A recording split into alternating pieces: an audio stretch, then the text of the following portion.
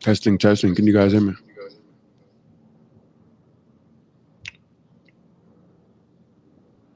Testing. You can hear me? Cool, cool, cool, cool, cool. Well, welcome back. As always, you guys are appreciated for checking in. Go ahead and get Instagram on for the last people. But want to say thank you for coming back. It is Thursday. We missed our 3 o'clock. It was pouring down raining here. It was pouring down raining, and literally, you guys would not have been able to hear anything. It was a bunch of wind. So I said, no worries. We'll get this thing 3 o'clock. We'll have a special 3 o'clock. It'll cover. I think we left off at Costa Rica. So tomorrow we will cover Labor Day weekend. Virgin Voyages cruise. We'll cover. Um, what is after Labor Day? Oh, Labor Day also is Mexico. September 18th to the 22nd, we'll be in Mexico. And then we'll cover tomorrow Aruba in October. So just want to give you guys a heads up if you missed 3 o'clock today, what you to expect for tomorrow. Whereas tonight, we are covering two things, two very, very, very important things because if you did not know, there are actually 6 steps that you need to take in order to move. Now, you guys know, if you don't know, my name is RJ. I'm here in Medellin, Colombia. These steps aren't isolated to just Colombia. These are 6 steps that you could take, whether you're looking at Indonesia, Vietnam, Philippines, Thailand, any of these places that are the buzz, Mexico, any of these places that are the buzzworthy places that you guys are possibly looking to move. You can take these 6 steps and apply them there. So first thing you're going to do, if you audio is not your thing, you guys need to write this down. You can also go to moodtravelcolombia.com. You know why? Because you're going to see how to move to Colombia. And when you look over there, you are going to see these 6 steps that we'll go over. So we'll get into what those 6 steps are that you're going to need to move abroad. Because if you did not know, it is 6 actual things that you need to do. We always talk about the work. This is the homework part. We get into some of the legwork. And then we're going to get into decluttering your life before you moved abroad. So, yesterday was Christmas. I saw all the things that everybody got. Shout out to all them with the matching pajamas, the little kids, the dog, all that stuff. But decluttering your life before you move abroad, you if you are in a position to move abroad right now and you had a normal Christmas, 90% of that stuff that you just brought, you're not going to be able to take with you. And the temporary happiness, and essentially what comes down to what America lied to you about. And we say that when it comes to decluttering your life before you moved abroad is because you have to declutter a lot of stuff and things. You have to maybe go down to a whole house, to 2 check bags, 2 carry-ons. You can't take it all with you, but you bought it all, and you traded so much time and energy away from your family. You bought it to put temporary happiness in their lives. Whatever the case was, you did it. And I'm not saying that it was a bad thing, but you can't take it all with you. And most of you guys aren't realizing that. And we're going to get into some of the back office things on what that looks like. But did at least want to preface before we got into it, didn't want to just jump into it in case you are new here. But if you are new here and you are considering moving abroad, congratulations. If you're watching this, you are already on step one. Step one is the idea. You've got to have the idea. The ideation stage is very important because you're not moving in the United States. You're not moving from New York to New Jersey, New York to Philadelphia. You're not even doing something as big as a cross country move from New York to Los Angeles. You're moving abroad. And what does that look like? And I always tell you guys, please don't move like Nelly, not like Nas and Belly did. Because when Nas and Belly was ready to go, he said, "What? I'm moving to Africa." That's nice. You're gonna move to North America afterwards, back to North America, back to South America. You just moved to continents, not any place in the continent, just the continent. Eh? Got it.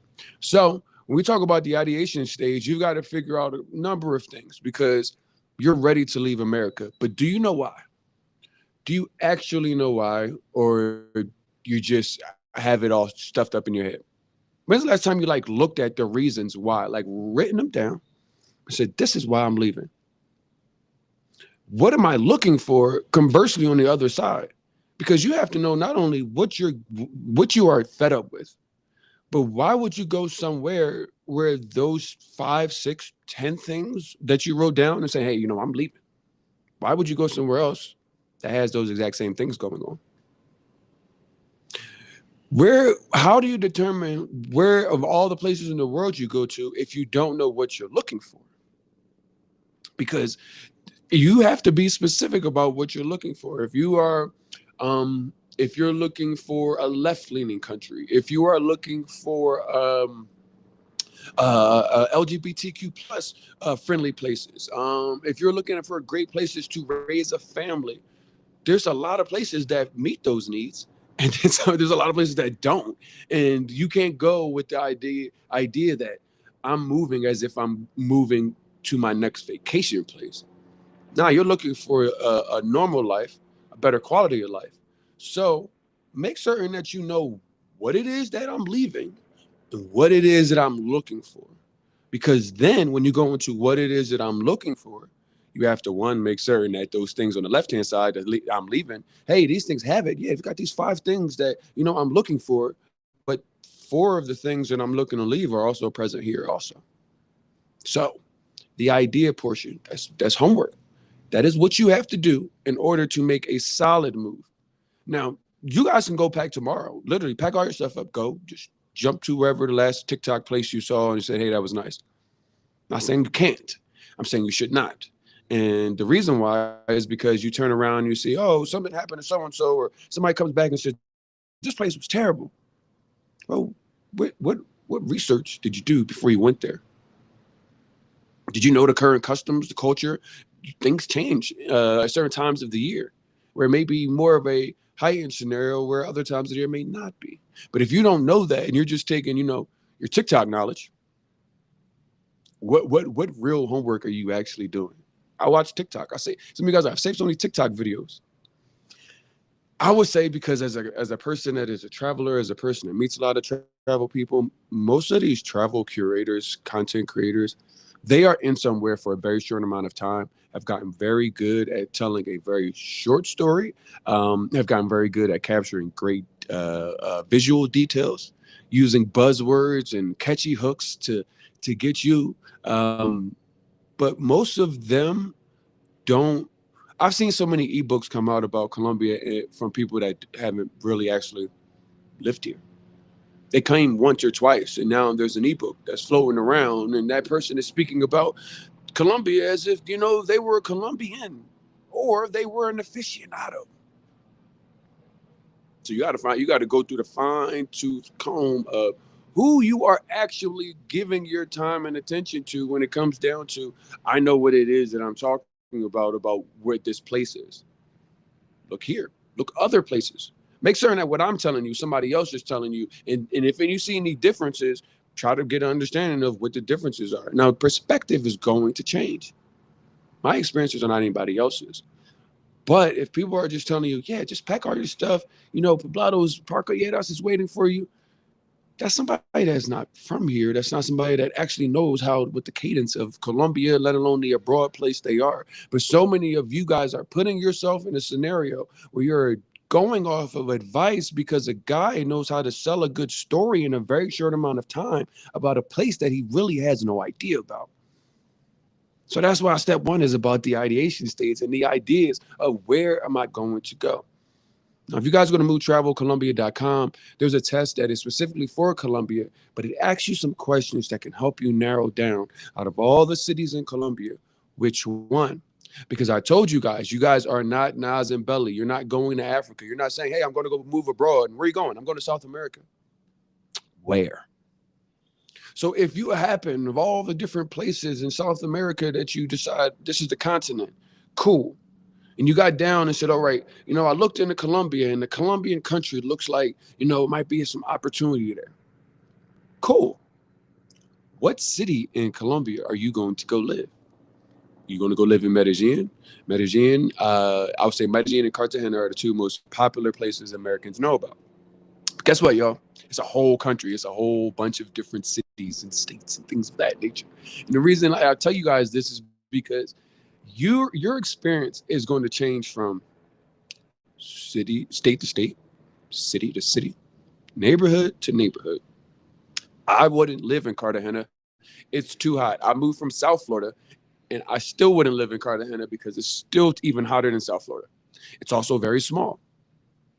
I get clients that come down here and they're like, "Yeah, I'm spending 5 weeks in Medellin. I mean, in Cartagena." I'm like, "Huh? What you plan on doing?" I'm not saying that you can't spend that amount of time, but a lot of people don't. They just hear stuff and then say, "I'm gonna go spend an exorbitant amount of time there," and that may not be the best way to see it. So when you get down to your country and you've done your pros and your cons and what you're looking for, and you decided, man, Colombia is it. Do you want to live near the beach? Do you want to live where it gets cold? I have a hoodie on, but some people probably wouldn't even have a hoodie on right now. It was raining earlier. But this is 65 degrees in December. Bogota, I've had clients come through Bogota in August and it was 30 degrees Fahrenheit, 40 degrees. No, not my house. I'm not signing myself up for that. But it's one of the bigger cities. Bogota is one of the biggest cities and it's the capital. So people, that's on their radar. People say, "Oh, I want to go to Cali." I had my brother Akeem on the other day. You know, Akeem is he's a unique expat because I tell people, you guys got to realize how your passport works. Most of these countries, you can actually get 6 months, no paperwork. So Akeem spends a lot of time in Cali, Colombia, but he also lives back in the United States. He's just here and is not somebody that's a fly by night or just flyer in.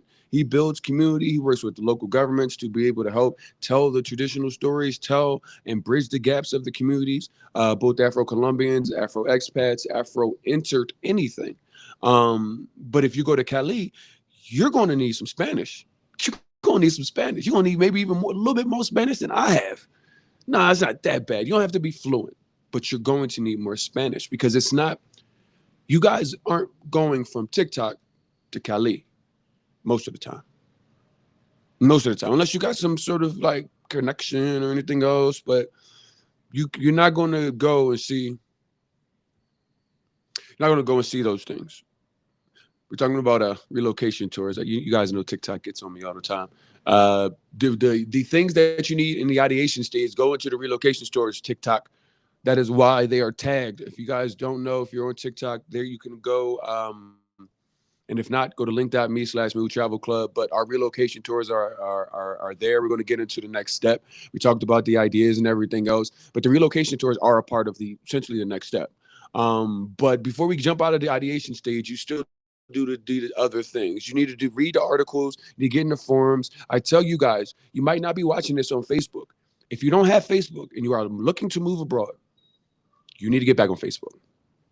Get back on Facebook because that is where conversations that can actually give you answers about the community, answer some of these questions where maybe somebody in Thailand isn't having a full hour-long conversation with you. Okay.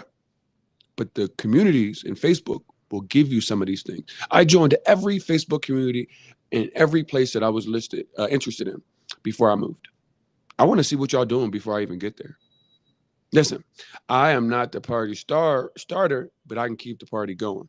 If you aren't a forger and saying, "Hey, there's no community out here, there's no place for people to land," and you want to be the first person to start that, make certain that you know who you are and what you are when you go and say, "Okay, cool," because you might like that, but you have to have some sort of friends, some sort of family, some sort of community out here. You can't just be isolated in a hermit in a bubble. I will tell you, it won't work. So you've got to get into these forums, these Facebook groups, and realistically, like, start weaning it out. You know, I had Costa Rica, Mexico, Colombia, Panama. That was where I had on my narrowed down of where was that I was going to move to. Well, Costa Rica, for me, it was, I didn't see like the city vibes, and when I did, it was kind of far. It seemed like, And then I just didn't, the community feel when I got in the Facebook community, it really wasn't that active. So I wasn't certain what was already going on there before I got there. Mexico, started getting into those, and I realized somebody kept saying like, "Yeah, man, it's reminding me of Atlanta. It's like all these black people everywhere, and hookah lounges and all this stuff." And I was telling my buddy AJ yesterday. I said, I didn't want to go anywhere where USD and English was used in like you hear it everywhere. I knew that wasn't what I was ready to unplug from America, so I wasn't really ready to take America with me abroad, and that was a thing. So that was kind of like maybe Mexico, but Panama is a thriving community out there. Um, the thing that I don't think when I looked at Panama was just that they were. I'm 37. I think a lot of them were already at the retirement age, and it was a little bit slower paced. And I did not like that Panama used the U.S. dollar. I went through Panama's airport and I saw a $5 hot dog, an Olive Garden, and Popeyes, and I was like, "Get me out of here! Get me out of here! Where are we at? This is what?" No, so I didn't like that, and I landed on Colombia. But it was after going in and doing these things, these 5, 6 different places and saying, yeah, that might work, or nah. Or I love the beach, but do I want to live my full days in a beach town?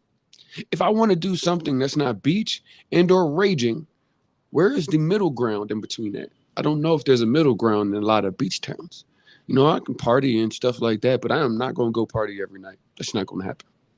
My friends know. You see me, hey, bro, you see that man on Thursday? See you next Thursday. See you next Friday. You see me Thursday and a Saturday, you must be like, man, you must have got a nap. You must have went out and got a nap or something because, I'm always working and doing stuff like that. But I'm like, I've literally done all of those things. But if you don't know about what beach towns are because you only visit them in a vacation setting, why would you go move to a beach town? So please, Nas and Belly, narrow down from your continent to what country you're going to go to. In the country, you're going to narrow down to your state. And from state, you'll narrow down to your city. And from your city, you'll narrow down to neighborhoods. Because I'm in the process of looking now.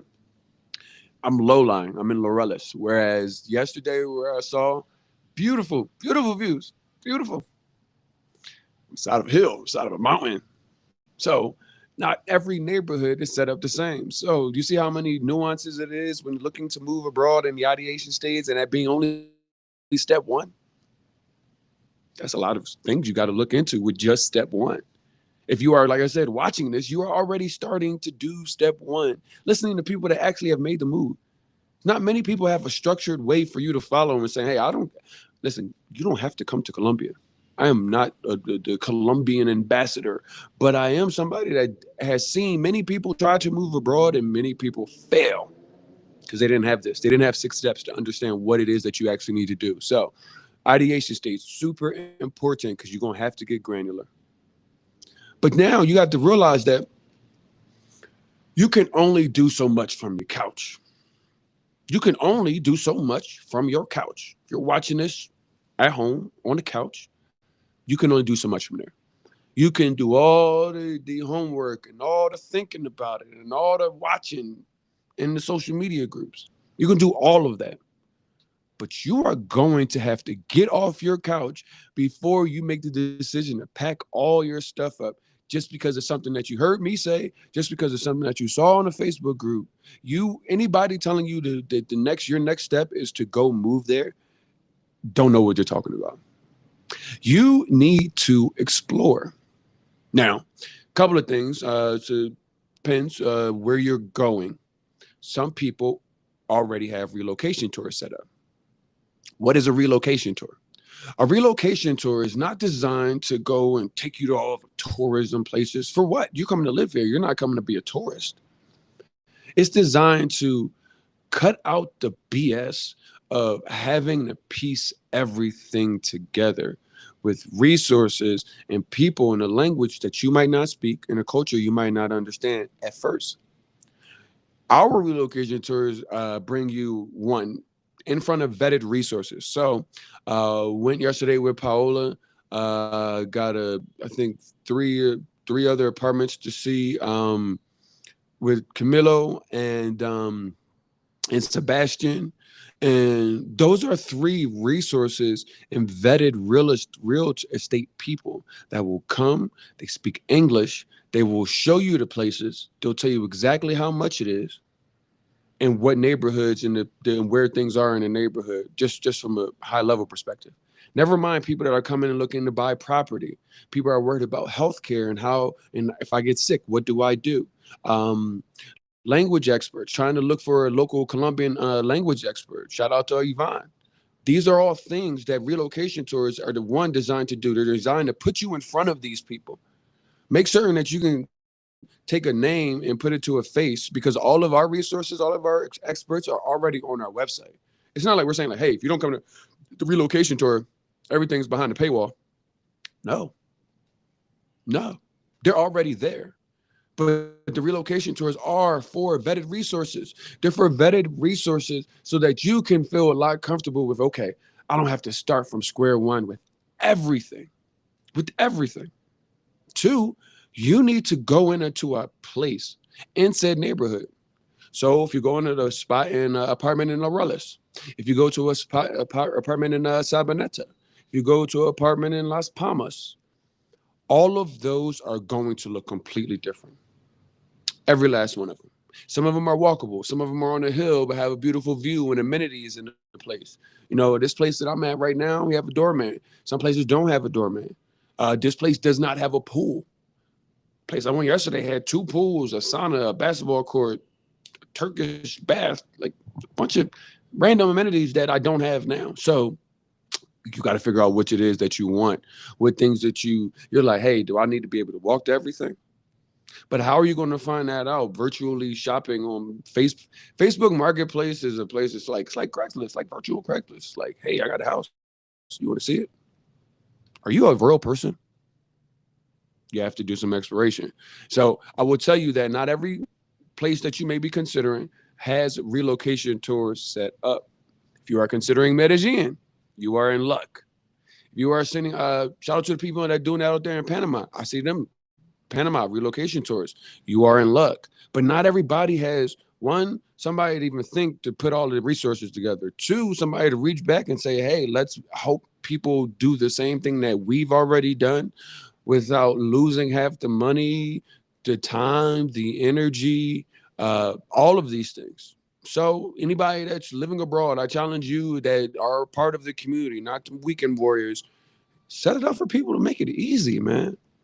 People, and here's the thing: people know how much stuff goes into this. They'll give you they'll pay you for your time. I don't think anybody is willing to get something completely free. I mean, shoot, I'm giving you guys so much free stuff already, but when you guys come and the experts are in your face and you go to the different neighborhood tours each day and you get this information and you're able to see where banks, grocery stores, co-working places are, gyms, um, grocery store versus local market and where those are, the malls. There's so many malls here and they differ and offer different things. This is what the relocation tours are for. The exploration stage is really important because you shout out to my brother Dave, man. Dave's no longer with us, but he left me with some gems. He used to say, Rod, you need to inspect what you expect. You need to inspect what you expect.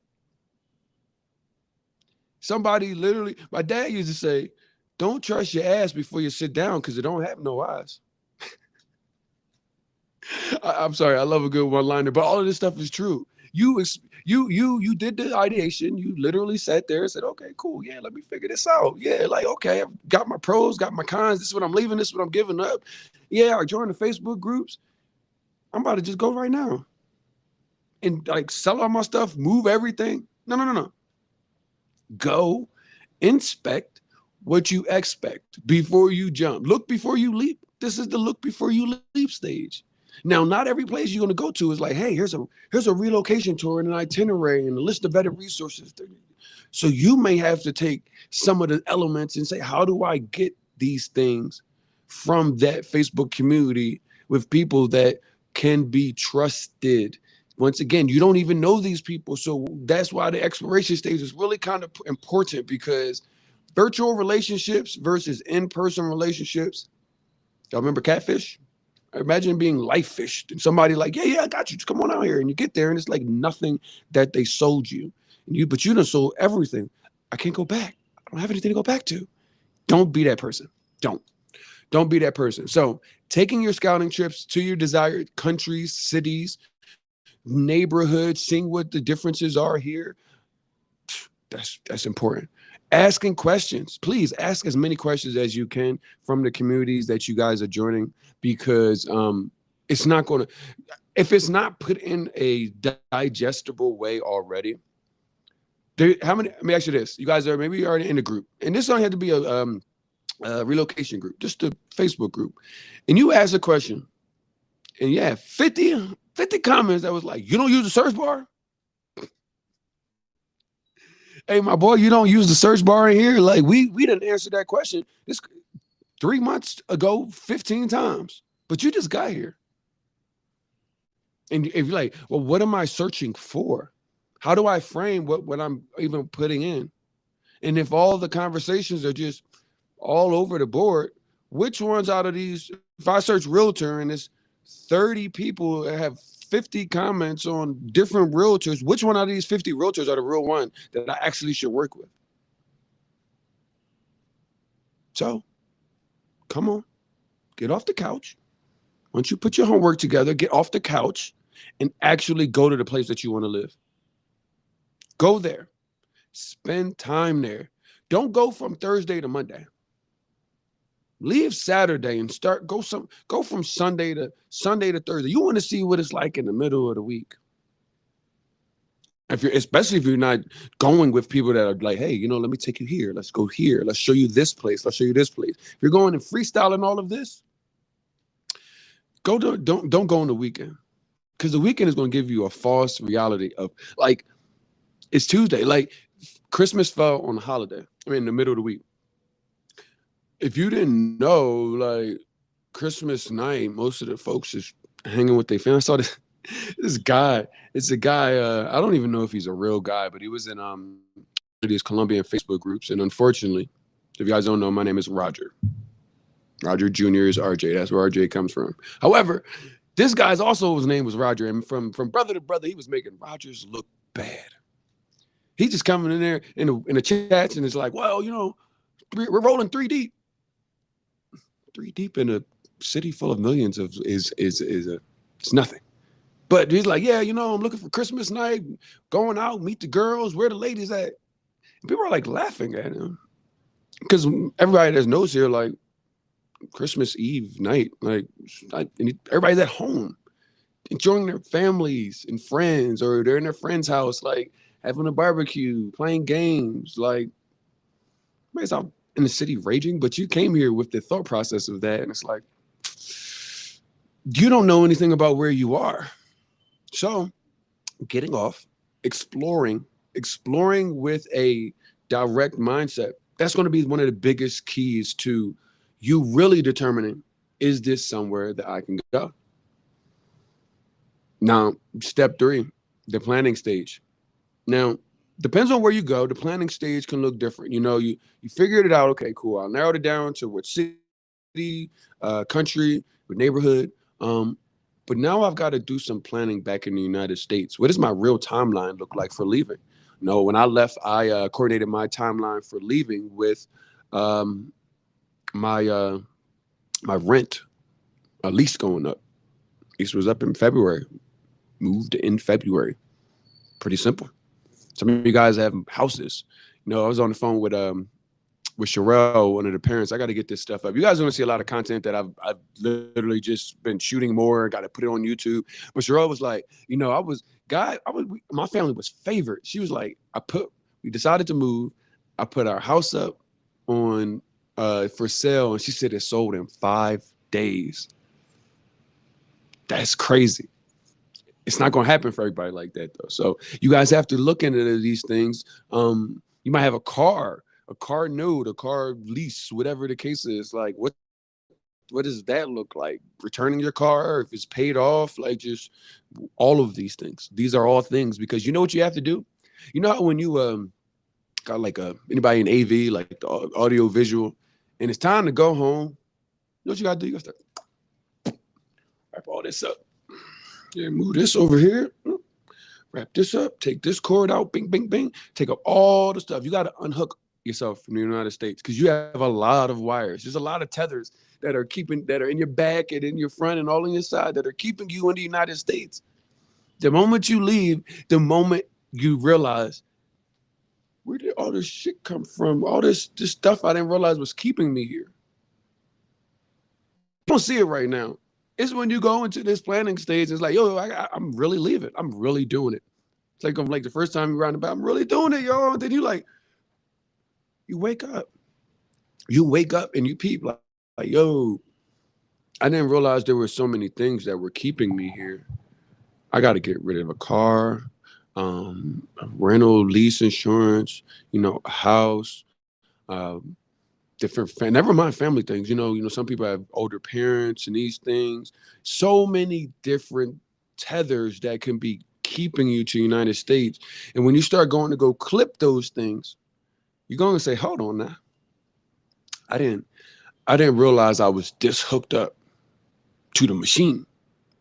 So taking these steps, you're going to have to get it figured out. I'll tell you this because so many of you, there's visa information on our website. So many of you are saying, okay, cool, I'll go through the one, I'll go through the two. But when it comes down to the three, it's like, what visa am I going to get? Slow your roll, my brother. Slow your roll. And I say slow your roll is because if you don't know how your passport works, why go sign up to get some paperwork from somebody that you ain't spent one night with for real? Because here's the thing, when you came on a relocation tour, all your stuff wasn't sold. You knew you were going back home. The relocation tour is only 6 days, 5 nights, March 12th through the 17th. But on the 17th, you're going to go back home. And all the stuff that is in America is still going to be there. But if you move abroad, a lot of times none of that stuff is there. You got to really get rid of it. So when you talk about, your U.S. passport, please, if you are an American, know that your blue passport, when it comes to relocation, you do not often have to go get paperwork. I will speak specifically about Colombia. I will speak specifically about Colombia because not everywhere. I got guys that are looking to go to Indonesia and other places, and not every visa process, not every visa is in every country. The amount of time you are allowed with said passport changes depending on the country. But places like Colombia, places like Mexico, you get 180 days in the calendar year with no extra paperwork. If you say 180 days straight, you do have to file for an extension. So that may become a paperwork issue, but nothing like, oh, I got to pay for a visa and a lawyer, and I got to go to the immigration office to do, to get a cedula de accionera, which is like a identification card, immigrant identification card is exactly what it is. You don't necessarily need to do that. You come here, you get a stamp. That stamp is good for 90 consecutive days. So you could stay here for 3 months straight before you would have to leave. Every time you have 180 days in the calendar year. So what that means is, let's say you get that stamp January 1st and you stay here till the 15th and then you leave. Well, your 180 days is now 165 days left in the calendar year. But you don't come back until March 1st. And then you stay for a whole month. So from 15 days, you add on 45. Now you're at 45 whole days. Well, 180 minus 145 is the number of days you have left. So you can break it up. Some people are starting to treat living abroad like how people from up north treat Florida with the Winterbird scenario. A lot of Canadians come here because winters are tough in Canada. Even southern Canada is cold as all hell. So consider that you might not need to come and say, what visas do we need in order to move here? You don't, but that will change. So come from a high level overview of this is going to vary from what country you go to. But at least if you're looking at Colombia, you don't necessarily have to do that. Now, What you do have to realize is not every city in country is going to be miles cheaper than the United States. Some places are. Panama, cheaper. Mexico, cheaper, but not cheapest. It's not the cheapest. Medellin, cheaper than all those places. But a smaller city is going to be like cheaper. Medellin is way more than somewhere like Bucaramanga, Barranquilla, Pereira. Cartagena is a small city, but it's very touristy, so it's more expensive than a lot of places. I've seen the price rise in the last 7 years in Colombia. It's, you see it most in Cartagena and Medellin for certain. So taking a look at that, because a lot of people, when I rent to move, my dad said, "How much money did you save?" I said, "Do you know how much money I spend every month to just live here? Like, I don't think you understand how much money I'm actually spending just to live here." And I go to a place where if I was faced with $2,900 in rent plus utilities, so let's call it $3,300 just for housing a month. But I moved here. I moved to a 3 bedroom, 2 bathroom, paid $900 a month, and all my utilities were included. The place was furnished, internet, cable. Now that's a huge difference. Don't get me wrong, because for Colombia that's high. I get it, but from 3,300 to $900 a month, what do you mean? What money did I save? As long as I was still making the exact same amount of money, I don't need to save any money. That's the thought process. The difference between moving from New Jersey to Miami and the difference between moving from Miami abroad. Most of the time, you guys are going to be in a scenario where you're going to be in a better financial scenario. Um, Now, the things that you gotta really get figured out is what you're going to take. Now, if you got kids, you might want to need to look into schools. Depending on what age they are, home schools. There's international schools that are out here. People are all worried about. My kid doesn't speak any Spanish, and I'm like, if you have a young child, let me tell you, give them 3 to 6 months. Those kids will be speaking more Spanish than the hola and the buenos dias that you have today. Kids are in a position of consistently learning and being sponges. So you are going to hinder your kid by thinking that they can't do what you trying to tell yourself that you can't do. But the children going to be all right. We're gonna get that conversation up with Sherelle for certain, just so you guys can kind of reference that. Sherelle's living down here with her 2 kids, and she came on last week to kind of give us some information on that. She did one of the things she told me from a school perspective. She said she's got 2 kids. I think they're 4 and 3. They are in school 8 to 4 Monday to Wednesday. Friday they go to school until noon. She said the cost for that for her 2 children. There's a total cost, as well as I believe swimming classes and jujitsu twice a week for both kids was 500 US dollars.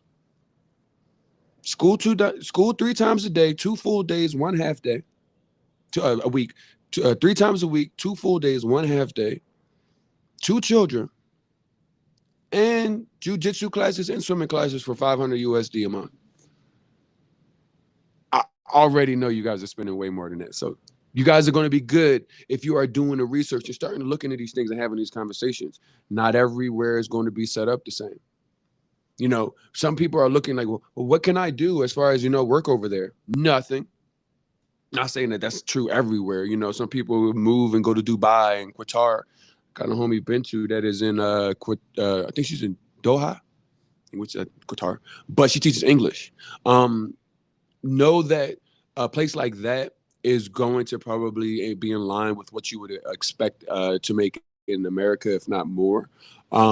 Whereas a teacher here in Colombia, you might be able to find a job, but the wages may not be what is in line for. I do tell most people that are looking to move, if you already aren't in remote work, to probably try to get into it, because you don't even if you guys think teachers are underpaid in the United States, they probably still make more than some doctors or lawyers could in other countries, just because everything isn't so currency based. Where it's like, oh well, I'm a doctor, so I'm make $750,000 a year. I'm here to help people. I'm not here to drive fancy cars. So you'll see the differences in those. So I tell people when it comes down to the planning stage, I would say, if you're not in remote work, get into it. If you're looking for, rent is probably going to be a very ease of use thing for you, but you do need to have some trusted resources for certain. What your daily expenses are looking like, because um, if you are going to a place like Mexico and Panama, maybe you're getting a 20, 25% discount. But that's not nothing crazy. Not like it's a 50% lifestyle change or 70% lifestyle change. So you got to be aware of, how much do things cost? Only way you're going to find that out is talking to somebody that actually lives there, talking to a local, trying to understand. I was given a insider's guide because a person I rented from when I first moved down here, shout out to Drea, she is a local. She was able to tell me some things. You know why?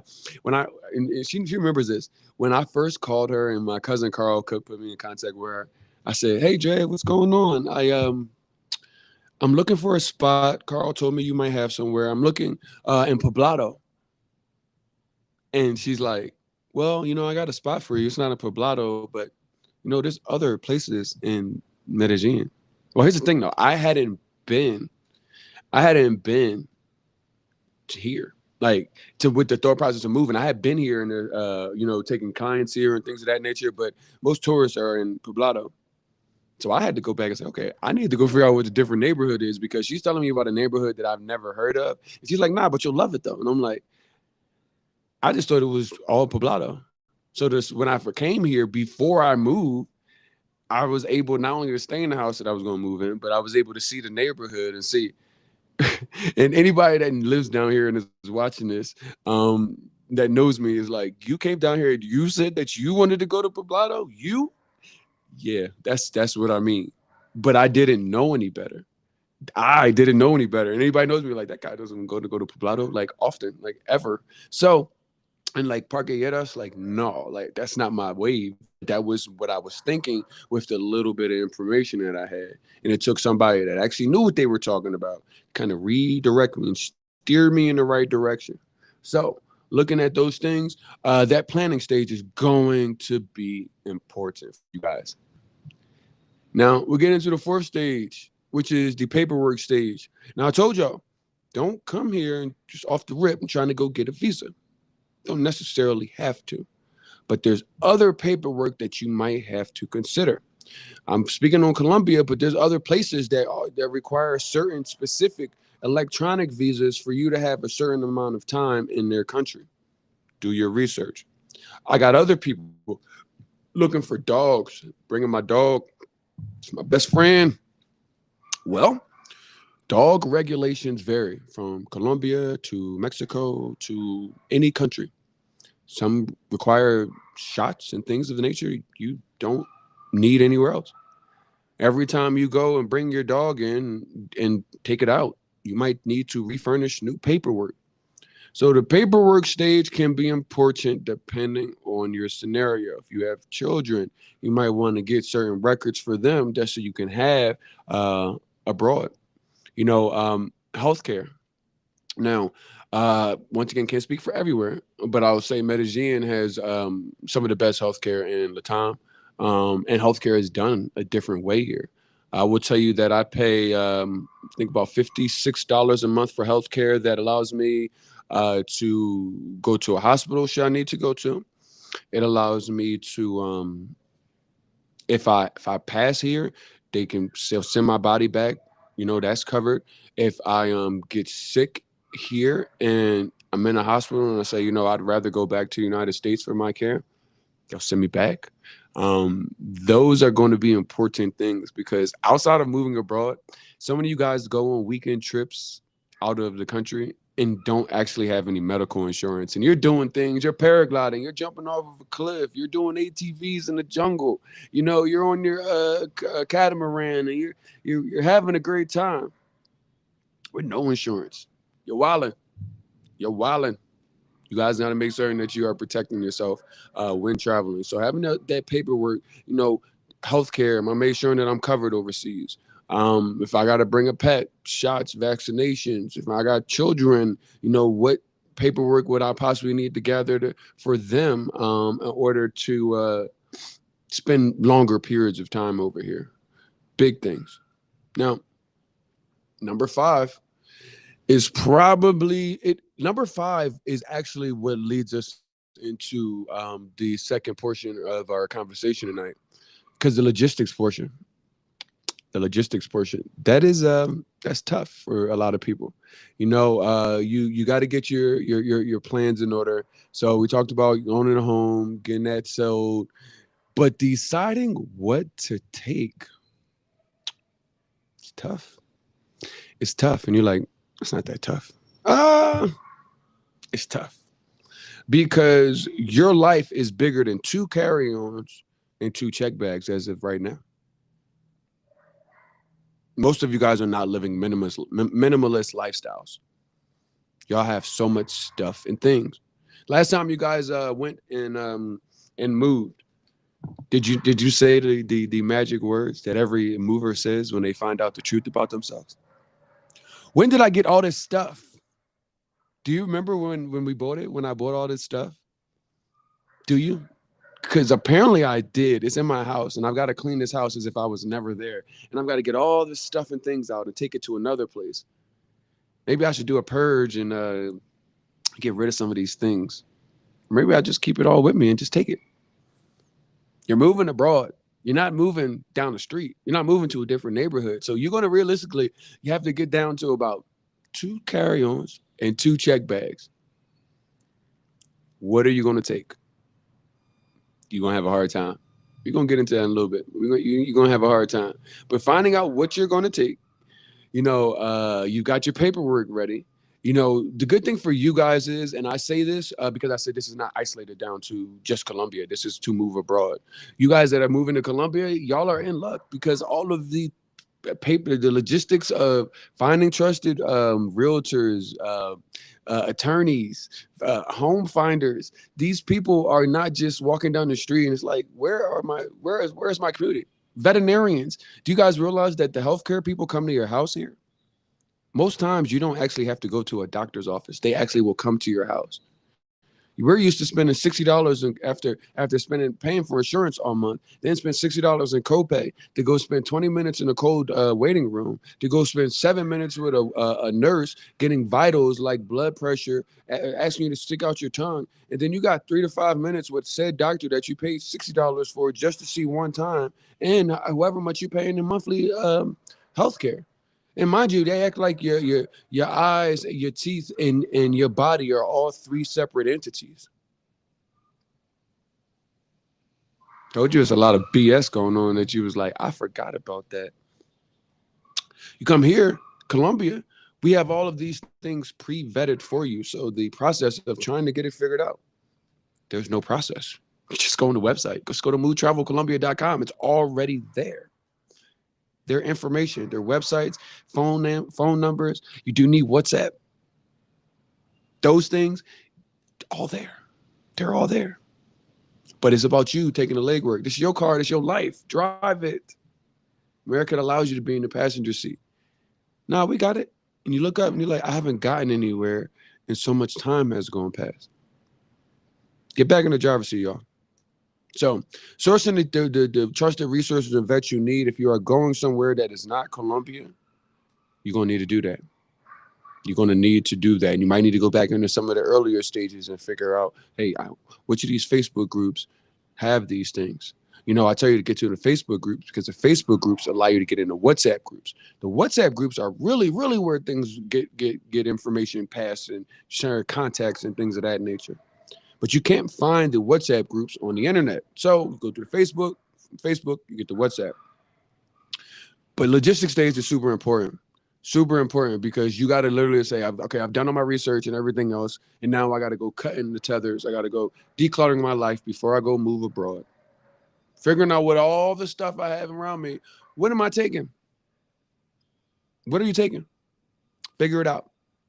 We've got some of those things figured out. Now, the last step is, I wouldn't say it's the last step because it's like, remember lamb chop? Play along. No, the song that never ends. Step 6 is the most important step.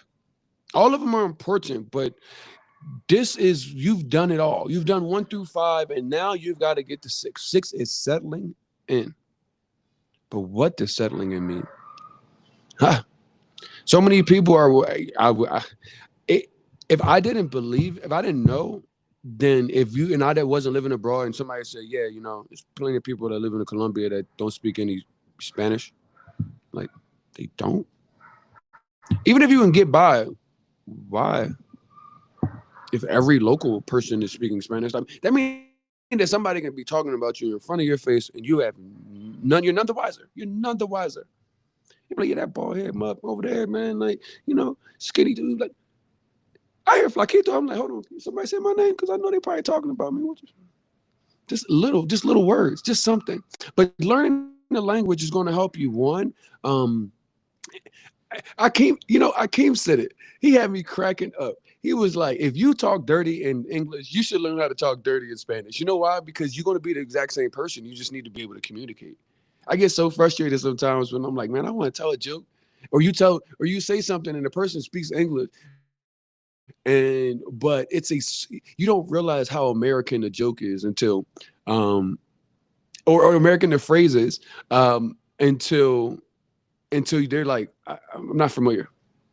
I went to go yesterday, and Paula said, how's your Christmas going? I'm like, not bad. She's like, not bad. That's it's an American thing that Americans say. Like, like, you're not going to say it's good. It's not bad. So was it good or just not bad? And I realized, I'm like, dang, it's something super small that comes off the tongue, and you're like, that's not normal. So learning the language, learning the culture, learning the different phrases. If you guys are familiar with Medellin, what is Medellin? Es una chimba, que chimba. That's not something they say everywhere. So learning these things, because you get into it and you're like, people are celebrating and screaming something like, and I'm like, what the heck are they saying? The translations aren't literal. They're like slang words, and you can have a great time learning some of these slang words. Never mind just the local language. Or hello, good morning. Where's the bathroom? I have an allergy to peanuts. You would be surprised how many folks that came down here don't know the word for allergy, the word for peanut, and sitting out here and having a whole reaction. A whole reaction. Like, how did you get your butt off of your couch knowing that you're allergic to peanuts and went to a place where you don't speak the language and not even smart enough to say, hey, I need to learn 5 words that can save my life. Socializing with the locals and the other expats, that's going to give you 2 things. One, that'll get your education up, because the expats are coming from a similar place than you, and they're going to be able to tell you what they've done in order to get adjusted rather quickly. And then locals are going to tell you what you need to do to, fit into the neighborhood, fit into the customs. I tell people, if you are an introvert, I don't see how you're going to make it moving abroad. I just don't. Not saying that there aren't introverted people out there, but they have said, hey, I may be introverted, but I'm willing to learn. I'm willing to go out and meet things, because to come to another country, to go sit in the house all day long and not know anybody, not do anything, not try any new foods, I personally think it's crazy. I personally think it's crazy. So when you guys get into this settling in stage, make certain that you are as open as a child when it comes to being a sponge for culture, for language. These things are going to be important to the success that you have. Learning new cooking techniques. I talked the difference between going to the grocery store and going to the local market. Those are 2 different experiences. You can go to the grocery store down here and spend like you're in the United States. Easy. The place is called Carulla. It's like a Whole Foods, and they got whole American ass prices in there. Like, what the? I spent $75. Like, it's no way. There's no way. Or you can go to local market. Go to local market, you can get a pound of strawberries for like $1. You get a pound of strawberries for like 4,200 pesos or something like that. kilogram of potatoes. So imagine a bag of potatoes, 2.2 pounds bag of potatoes for like $1.50, $1.25. My oxtail lovers, how much oxtail a pound? I went to the local market the other day. Oxtail per pound, $1.25. $1.25 per pound. 18, 19, $20 a pound of oxtails. Like, you guys got to get out. Go see the local market. Go learn some things. I was at a restaurant the other day, and I said that I needed pimienta and salsa picante, which is pepper and hot sauce. And she said, "Which one do you want?" And I'm like, "Both." But the word that I had used was not the word for both. It was the word for each. And she looked at me and was like, "You talking about?" I'm like, "Okay, so this word, I'm using it wrong." Each could have then, but I didn't say it like, or like los dos. Like, I didn't say that. I was looking for both. So what I did, because clearly I did not know what the word for both was, I went, looked it up on my phone. And then when she came back, I said, "Pregunta, I have a question, you know? I want to know what the word for both is. And then I'm going to repeat it the same way that I should have asked you." So I've repeated my question. Instead of using cara, I use ambos. That let me get my mind straight. And she was like, "Yeah, yeah, yeah, yeah, yeah." And I'm like, "Cool. Now I know which word to use the next time I run into that."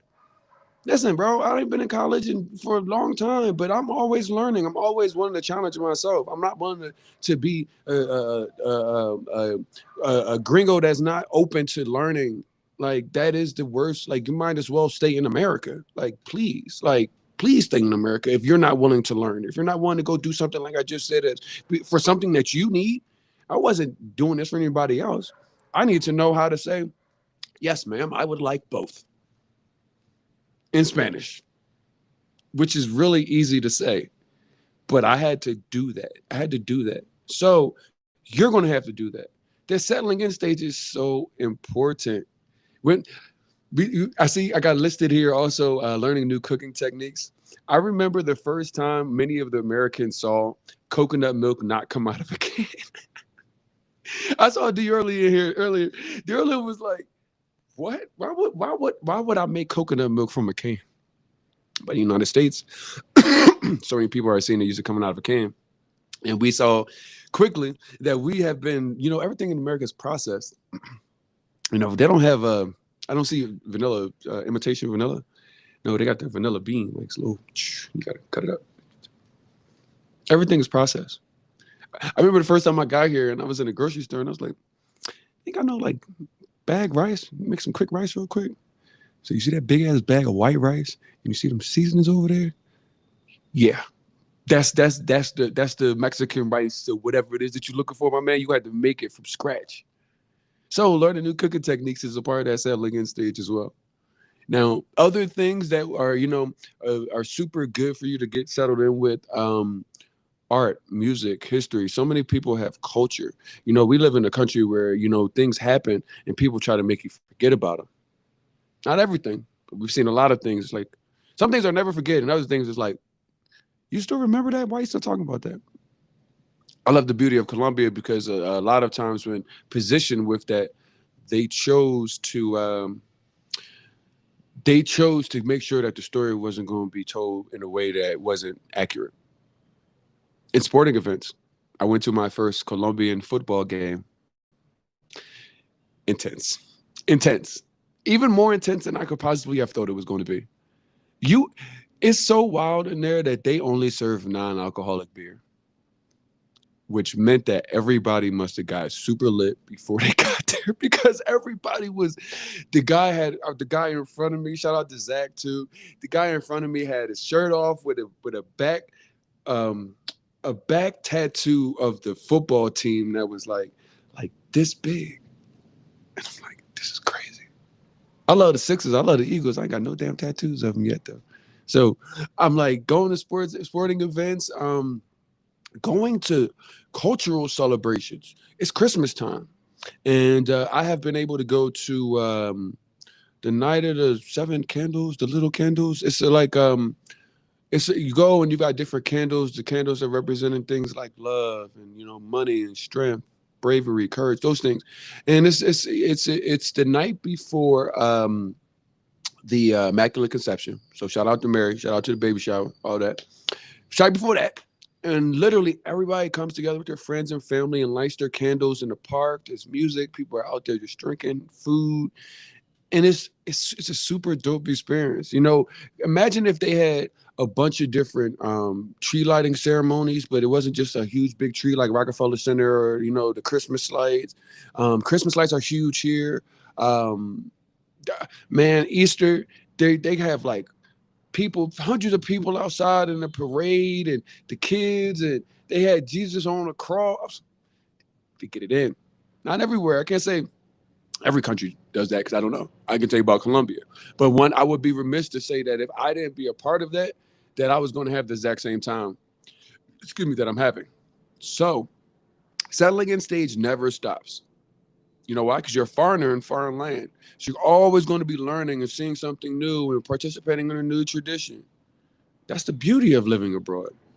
And the best part is, this is if once you get used to the steps that you have to go through, you're gonna really see that it's a beautiful process. It's not just this cumbersome thing that somebody's putting you to in your way to make certain that you're not having time immediately. No, it's like, yo, this is the best way for me to actually scout and research on how I can have the best time when I go move abroad. When I go say, okay, here, this is where I'm going. This is the spot. How do I get acclimated? How do I get used to this? It's something that needs to be done. Now, those are the 6 steps, y'all. They're not difficult. You just gotta do them. You just gotta do them. And I told you guys, we prefaced the second portion of the conversation. It won't be definitely won't be as long. It will not be on here for another hour at all. But I do need to wake y'all up because it's really important that y'all know that y'all just poured into one of the biggest capitalistic holidays in the United States. Everybody would say, I've been acting like an old black man. Somebody kept saying, happy holidays, happy holidays. I said, it's Merry Christmas. Put the Christ back in Christmas, y'all. Because y'all think it is an opportunity to, to prove how much you love your loved ones with stuff and things. With them Mary Kay commercials, makes the moment, the exact way it's supposed to be, with some diamonds from stolen land. Come on, y'all. Think about it. I give y'all, today is the 26th. I give y'all to January 26th. Most of those things won't have the flair that it had yesterday. So when we talk about decluttering your life before moving abroad, bro, wake up. You can't take all of it with you. And I'll be honest with y'all. When I had to pack all my things, and I sat in the middle of all my stuff because I was like packing up my house and everything, and I'm in the middle of all my stuff, and I'm like, what do I take? I was living, so some people they got like, their white pair of shoes and their black pair of shoes. But I live in America, man. I got freaking 75 pairs of shoes. I got pairs of shoes with snakeskin. I got some gold ones on them. I got, this one got to go with this shirt. I got this shirt. I got these sneaks because I got this just one shirt. The shirt is dope. I had so much shit, bro. I had so much stuff, and I literally sat around on my stuff, and I had two revelations. One, you can't take all this stuff with you, bro. So you're going to have some real hard conversations with yourself about what is going to be worth you packing it up. But two, the hardest thing I realized was everything that I was sitting around had to do with money. It all costs something, you know. And money is things and stuff and things are it's a two-way cost. It's the actual cost of it, so like what the price tag is. But you got to start looking at money and stuff and things as time. It's time. So if you make $30 an hour, and let's say that's $30 an hour after taxes. This how crazy it's gonna get. $30 an hour after taxes, right? A $500 outfit is how many hours of your life. You can only wear an outfit one time. If you were known as the guy, like imagine buying a new outfit on Monday and you go to work and it's like, oh, that's a nice outfit, man. That's dope. That's real nice. And then on Tuesday you show up in the same outfit. Nobody's gonna say, hey, yo, that's nice. Maybe somebody didn't see you, but if people saw you at the same place, they're gonna be like, did he wear that yesterday? But it's $500 divided by 30. That's how much time. That's how long it took you to get that. You had to go to work for that many amount of hours, so you can say, okay, cool. I got this shirt. I got this shirt. Right? I got it. $500, $30 an hour. Some of y'all don't even make that, and are spending it as if you are trading your time away, as if it means nothing to you. Nothing. There's 17 hours, bro. I'm not a mathematician. Pulled out the calculator. $500 a time times $30 an hour. If you made that be after taxes, you would have to give somebody your life for almost 17 hours of work. You gotta spend 17 hours of work there for one outfit that was $500. But you still need house and home and all of this other stuff. And you run into this scenario because Mondays are about escaping the American rat race. But the American rat race has to do with the decluttering your life, be more moving abroad, because the rat race says, bro, you got enough to give yourself some temporary happiness, give yourself some retail therapy. All y'all retail therapy people. Oh, I'm having a bad day. I need to go buy something. America got you good, my boy. They got you good. They have trained you to think that your happiness is going to be back into something that they've monetized and quantified in a way where it's like if you make $30 an hour, $500, when you spend $500, you just gave whoever you gave it to 17 hours of your life. You know what that is? If you work 2 days, that means that you work 8 hours Monday and 8 hours Tuesday and 1 hour Wednesday just to be able to afford one outfit. Why y'all doing this to yourself? I'm seeing so many people. Ricky Henderson died 65 years old. If you guys don't know Ricky Henderson, he's one of the greatest baseball players of all time, Oakland A's, but 65 ain't no damn time on this earth. Now he's probably millions of dollars, seen the world, done everything. But how many of y'all might be 65 years old and ain't done none of that stuff and haven't made no millions? You might have a bunch of stuff and things in your house, and when you go ahead after this conversation, you start looking at, well, I paid $300 for this. I don't make no 30 damn dollars an hour. I make about 12, $15 an hour. So now $300 is going to be might be more than 17 hours for the person that make 30. Do you see what I'm saying, y'all? It's gonna get real. It's gonna get real tough before it gets easy. But trust me, you're gonna have to go through it. You're gonna have to wake up and understand the stuff and things. Literally, yesterday, I wanted to make certain that we touch on the stuff and things because y'all spent so much stuff and things. I know kids, you got to put all together 1,000 pieces. And listen, I'm not Bob the Builder. I may be Bob the thinker, but I don't. You see, you'll never see me around 1,000 pieces sitting there to take the first piece and go bing, bing, bing, boom. I'm gonna put this. I don't have the patience for that stuff. So shout out to all the dads and all the moms that put all the stuff together, the connects, the motorized vehicles, to put all of that stuff together,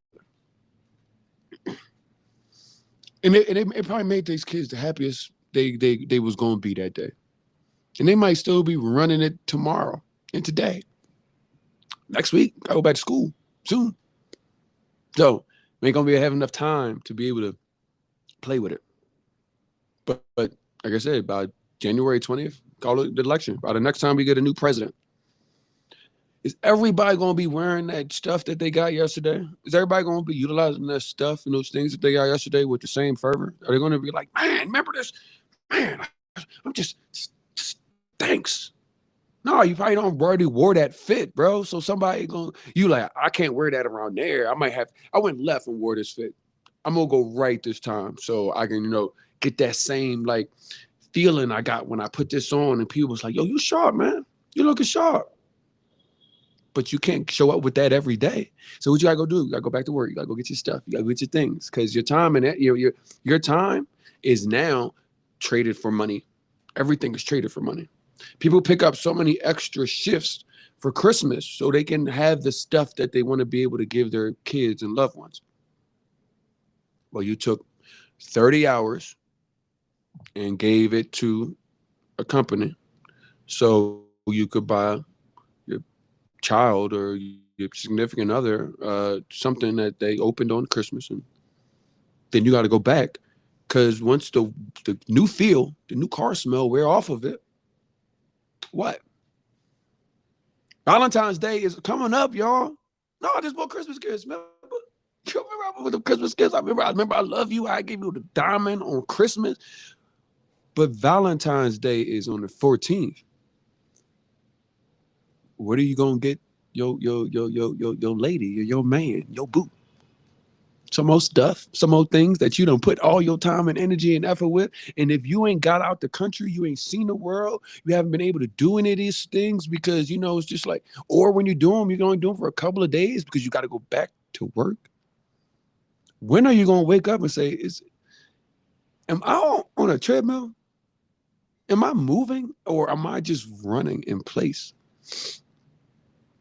So decluttering your life, man, it's physical as hell because it's physical because you have to actually realize that you can't take all this stuff and things. But it's a mental thing, and that's why I bring this on, and it's got its own day because so many of you don't understand that the mental stress you're under. It's not oftentimes that people in stressful environments um, are in a scenario where they're awoken with the information that is consistently in front of us. Well, what do you mean? Everybody in America has gotten used to things that used to pain us, that used to cause a visceral sort of reaction. What is he talking about? I'm telling y'all under stress and y'all don't even realize it. Y'all just got used to it. $100 bag of groceries, guys. You guys are living in it. They're not even paying you at the rate that anybody should be buying $100 a bag of groceries. Yet here we are. Do you remember when the first time that gas rose to $3 a gallon? The outrage. People were saying, people are not going to be able to afford to go to work. But y'all made it work. So they never put it back down to $1.50. Never put it back down under $1. Just stayed the same. Mass incidents. It's probably the biggest thing because no matter who you are, no matter if you're black, white, if you're rich, you're poor, going to the grocery store did not used to be a question mark of who the hell is in these aisles with me and what kind of day they may have had. But you done got used to that. You gotten used to it. It's normal now. We teach our children how to survive them in school.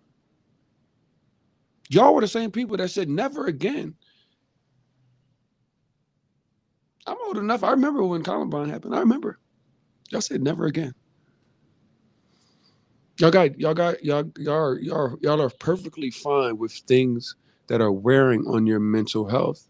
And the way that you go about not necessarily justifying it, but finding some happiness in a dark place, stuff and things.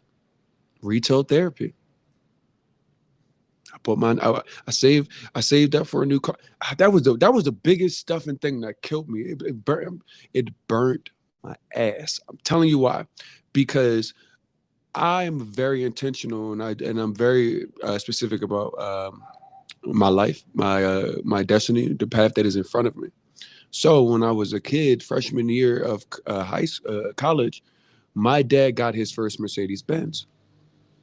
He took me to the dealership with him when he got it. Maybe it wasn't the day he got it. Maybe it was just like for an oil change or something like that. But I remember being a freshman in college and taking a picture in the showroom. E350, white, brown interior, drop top. One day I'm gonna get this. This gonna be mine. Got out of college, worked hard, I got it. The car that was on my screensaver all throughout um all throughout college, I got it. I did that. I did that. But when I got it, and everybody, it's just somewhere on Facebook, it's like, oh, everybody's like, yeah, car, drop top, Roger got no roof. Let's go. I was excited. I set a goal. I achieved it. It was stuff and things. You know why? Because once I got that car and the fanfare wore off, and what this button do and what this button do, you know what that button? That joint was a daggone. It could have been a Honda Accord. It was a car with four vehicles, and all it did was tell people that I was willing to spend my money on stuff and things. I remember the I didn't know owning a convertible, you got to take the top down often. Or if you don't use it, you lose it. I spent 4 months going back and forth with Mercedes-Benz dealership trying to get them to fix the nightmare. Said never do a convertible again. Didn't learn my lesson though. Trade that E350 for E300. So now I have no convertible. I got rid of that, but I got a sedan. And this one is a newer model. And I'm paying a grip just to say I got this car. I'm in South Florida, man. Everybody got Benzes. But it's just the vehicle. I lost so many things when I left the United States trying to keep that car that I wasn't ready to lose. I had to swallow that. I had to eat that. I had to deal with that. But that's what I'm trying to tell you, where you are right now. Please take it from somebody that has done it, that done shed the tears, trying to hold on to the things, trying to keep the things, the stuff and the things. All this real stuff, trying to keep stuff and things. Real things that you can't buy. Trying to keep stuff and things. I traded so much of my life away to be able to afford the stuff and things that I thought were going to make me feel happy and accomplished. And they did nothing of those things once the newness wore off. So even if you aren't moving abroad, if you're not looking, stop it today. Stop trading your life for stuff and things. Go, as I said, go in there, go in your closet, look at the expensive stuff that you have. Take the cost of those things, divided by the number of dollars that you make per hour after taxes, and then see how many man hours you have given your life to for stuff and things. And then you're going to say, am I going to do something different, or am I going to keep being a part of the program? I left. I'm telling y'all, you're going to have a hard time because you're going to have so much emotional attachment to it. Imagine 4 years, every day you look at your phone and you see a card that you're like, maybe one day it'll work out for me to have it. And you got it. You got two of them. And it didn't matter at all. What if I had taken that energy to go get that car and I put it into seeing the world, bettering myself? Something that was what wasn't tangible, but was equitable within me. Y'all have to start living your life a lot differently, because I'm seeing my loved ones get older, and some of them have not done anything in their life. Some of them have never seen other countries, learned other languages, tried other foods. They've only been able to be a part of the program with stuff and the things. And when your body goes, your body could go, your brain can go. Are you going to be in a scenario where imagine if your body went, your brain's fine, your heart's still there to want to see these things. Now you're like, yo, I'm retired. I can go and I got the time and I got money to see these things. But what if you got a bad hip, a bad back, a bad knee? What? Now you're in a situation where you can't see those things, even though you have the time. You don't got the energy. You physically can't go, but you spend all your life and you go and look and you say, well, I got a bunch of leather jackets and a bunch of purses and a bunch of K&G suits. You are not going to care about nobody K&G suit when you can't go and do anything for yourself anymore. When you can't go do yourself, you're going to want to think about, man, remember that time I took my father paragliding in our first time in Medellin for Father's Day together? You think my dad going to remember that? Or he going to remember how many watches that he has? When he can't go and jump off of a mountain, you think people on their deathbed are like, bring me my watches. No. It's so many rich people that are like, I wish I could buy time. They came out with that movie. Rich people was buying the hell out of time, trying to be young as hell forever because everybody knows. It's the poor people cutting them things for the things the rich people have. The rich people ain't happy with money that you killing yourself to get. All of them in rehab. All of them parents, they kids hate them. Rich is all hell. That's why I appreciate my dad for putting me around solid old heads. And if you don't know what an old head is, it's an older individual, an elder in the community that has wisdom in the years to be able to speak on something and actually give you some real advice. Because I was about 8 years old and I was already programmed for the stuff and things. You know what I mean? He said, Deacon Shirley, Trustee Shirley, he said, Lil Roger, what do you think, money is? And he's like, I don't know what it is, but I don't have it. We're not rich. And he told me at 8 years old, let me tell you something. It's a life lesson, son. It took me probably all the way until I was an adult to really understand. He told me, he said, Lil Roger, you are rich right now. You know why? Because you have a mother, a father, brothers, sisters, a family. Even got a little dog over there. And they love you. You got a house, you got home, you got all your teeth. At this time, I was 8 years old. I had all my hair, you know? And I'm like, man, that old head crazy, bro. We are broke. We broke. We broke. What you talking about? We rich. Maybe he don't know my dad. We are broke right now.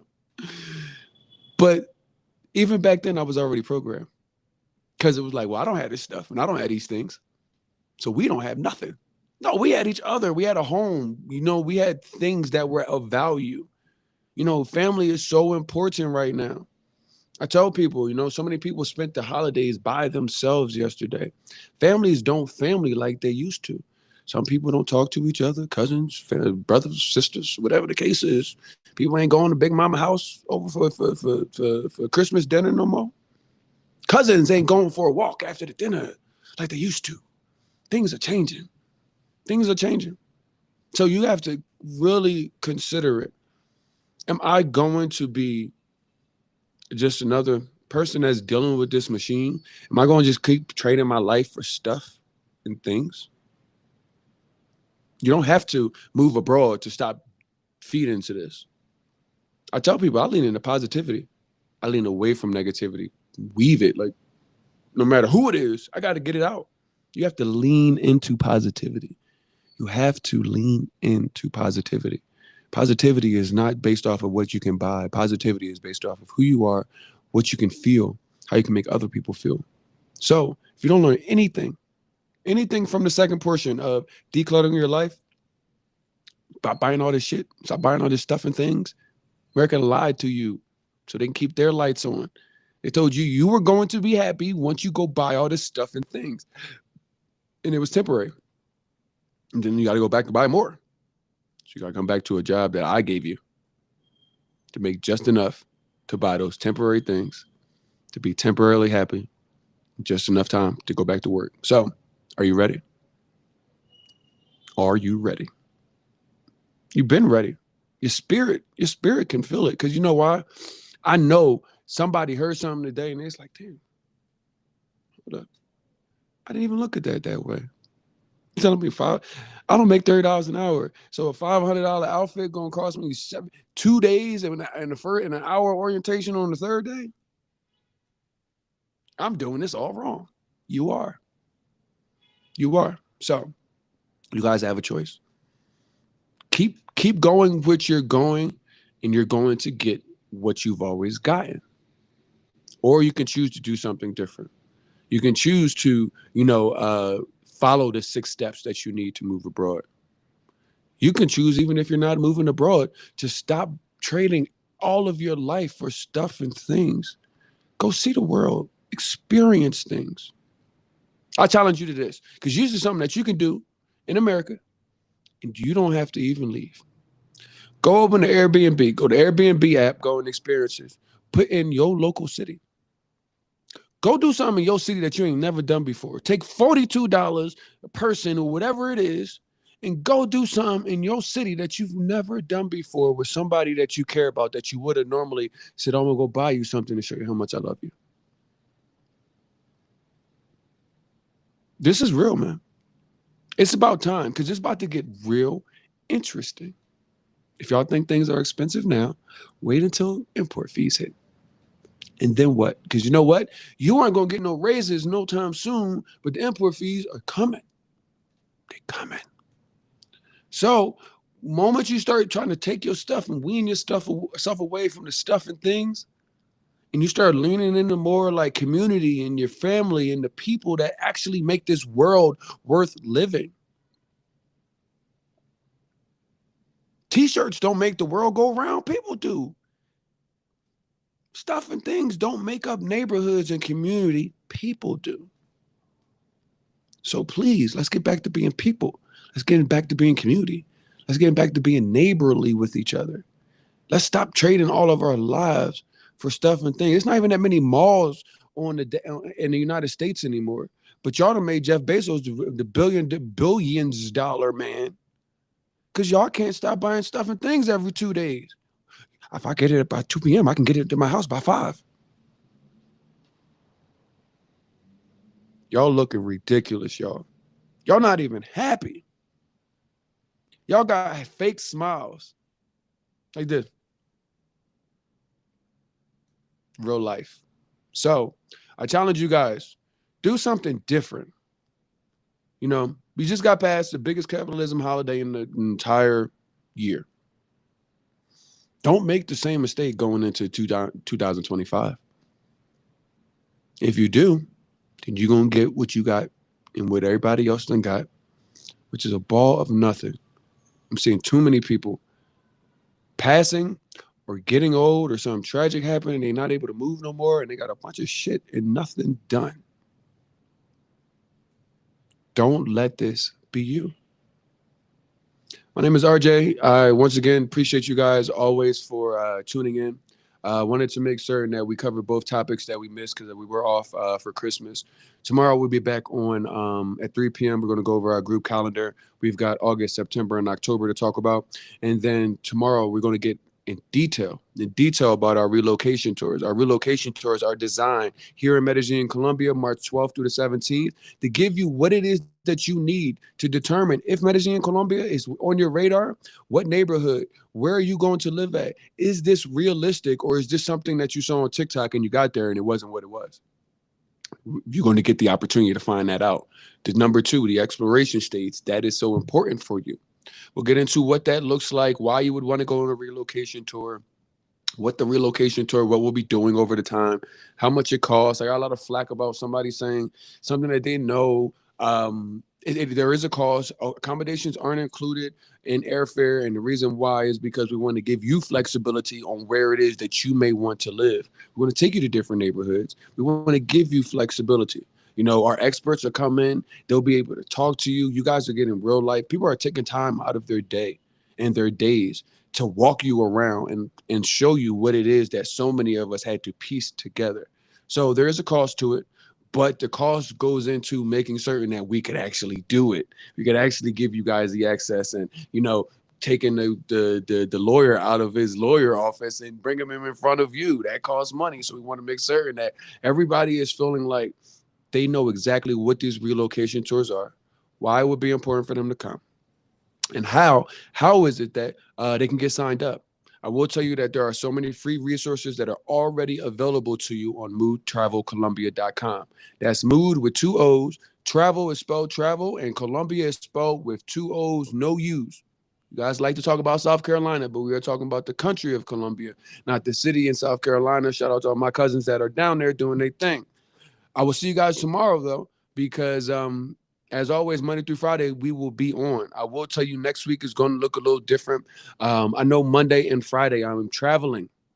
I'm gonna go spend New Year's in Mexico and Cancun. So Monday and Friday, uh, I'll let you know probably Monday if I'll be on because it's kind of like a timing thing, what time we get in and things that may be going on in the resort. And then Friday, I may. I won't be on Friday. I know that for a fact because I don't land back here in Colombia until about 7 p.m. And y'all pray for me in immigration because immigration has been two hours. Date I think Dave said he went through there 2 hours yesterday. Yeah, Colombian immigration is usually tough, but outside of that, hope you guys have been enjoying these series and enjoying our time with friends and family. Never mind the stuff and things, you guys. Did y'all have a chance to laugh with your friends and family yesterday?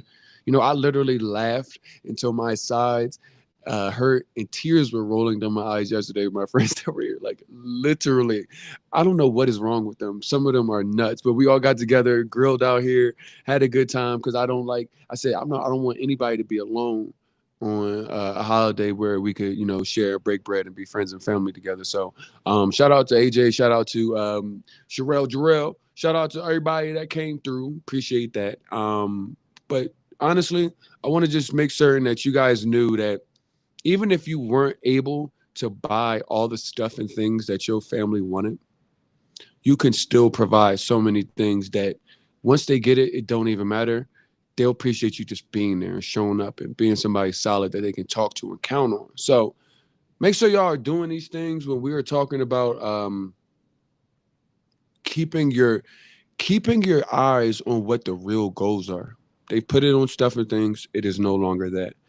And making certain that you are spending your time doing things that better your life. So y'all be good. I will always be back 3 p.m. tomorrow Eastern time. I will see you then. I'll talk to you guys later. Bye-bye.